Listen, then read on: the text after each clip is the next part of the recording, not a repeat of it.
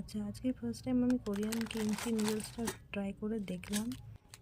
এর মধ্যে একটা মশলার আর একটা চিলি অয়েলের প্যাকেট ছিল।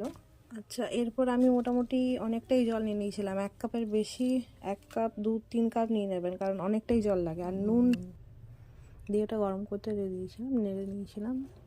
তারপরে আমি ইনস্ট্রাকশনটা দেখলাম ঠিকই করছি। দেন আমি আমার পছন্দ মতো একটু চিনি দিলাম, দেন আবার একবার নড়িয়ে নিলাম।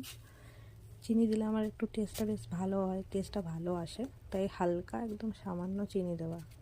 অনেকটা জল লাগছিল, ফুটে গেছিলো, জলটা কিছুটা তুলে রাখতে হয়, এটা কোরিয়ান স্টাইল। আচ্ছা, জল ঝেড়ে নিয়েছিলাম আমি এখানে। খাবারটা হট থাকা অবস্থায় আমাকে মশলাটা এখানে ঢালতে হবে, আর চিলি অয়েলটাও দিয়ে দিতে হবে। এরপর আমি যে জলটাকে তুলে রেখেছিলাম আগে, সেই জলটা এটাকে মিক্স